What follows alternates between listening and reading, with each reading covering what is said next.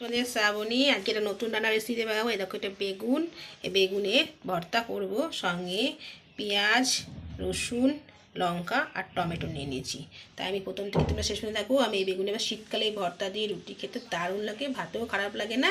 যাই হোক, প্রথম থেকে শেষ পর্যন্ত দেখো। আমি বেগুনটাকে কেটে সব কাটাকুটি করে নিই, তারপর তোমাদের দেখাচ্ছি। দেখো, বেগুনগুলো আমি কেটে সামান্য নুন হলুদ মাখিয়ে নিয়েছি, টমেটোকে কুচিয়ে নিয়েছি, এদিকে পেঁয়াজ কুচি, রসুন কুচি, লঙ্কা কুচি আর নিচে একটু ধনিয়া পাতা কুচি।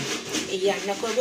কড়াইয়ে তেল দিয়েছি, এই তেলেই অল্প করে দিলেই আমি বেগুনগুলো আগে হালকা করে ভালো করে ভেজে নিই।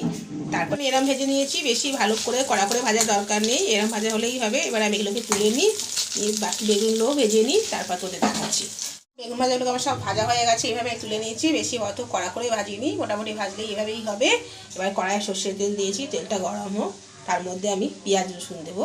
হয়ে গেছে। এবার আমি তেলের মধ্যে প্রথমে রসুনগুলো দিয়ে দিচ্ছি, তারপরে পেঁয়াজ কুচি, এবার লঙ্কা কুচি দিয়ে ভালো করে আগে আমি একটু এগুলো ভাজা ভাজা করে নিই।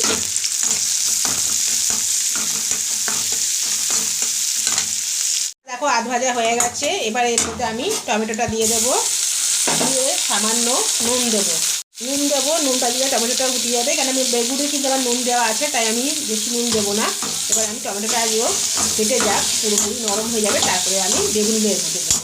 খুবই সহজ এবং সিম্পল, কোনো ঝামেলাই নেই। এই ভর্তাটা একবার তোমরা করে খেয়ে দেখবে, অসাধারণ লাগে। আর যারা তোমরা নতুন, সাবস্ক্রাইব করতে ভুলো না। ভালো লাগলে অবশ্যই বেশি বেশি করে শেয়ার করবে। যাই হোক, রান্নাটা আমি দিয়ে কমপ্লিট করে নিই। একদম টমেটোটা পুরো মিশে গেছে। এইবার আমি এর মধ্যে এই বেগুন যে ভাজাটা করে রেখেছিলাম, সেই বেগুনটা ওর মধ্যে দিয়ে দেবো। দিয়ে এবার ভালো করে এগুলোকেও একদম মিক্স করে নেবো। দিয়ে এরকম ভালো করে আমি মিশিয়ে নেবো, পুরো একদম মিশিয়ে যাবে, শুকনো শুকনো করবো, মাখা মাখা একদম। এইভাবে ভেজে বেগুনগুলোকে পুরো ভেজে দেবো। খুবই সহজ এবং খেতে কিন্তু অসাধারণ লাগে। রুটি দিয়ে তো একদম কোনো কথাই নেই, ভাত দিয়েও ভালো লাগে। বেগুনের ভর্তা একবার যে খাবে সে বারবার করতে চাইবে। তৈরি হয়ে গেছে আমার বেগুনের ভর্তা। এবার আমি উপর দিয়ে একটু ধনে পাতা দিয়ে দিই,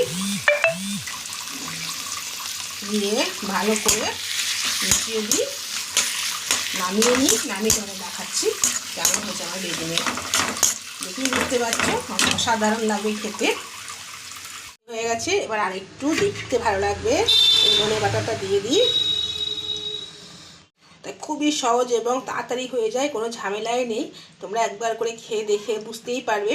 আর রুটি দিয়ে তো দারুণ জমে, ভাত দিয়েও খারাপ লাগে না, গরম গরম করে ফেলে, আর বেশি সময়ও লাগে না। যাই হোক, করে আমাকে কমেন্টে অবশ্যই জানিও। আর সকলকে দেখার জন্য ধন্যবাদ। ও আর একটা কথা, সাবস্ক্রাইব করে বেল আইকনটা প্রেস করতে কিন্তু ভুলো না। সকলকে দেখার জন্য ধন্যবাদ।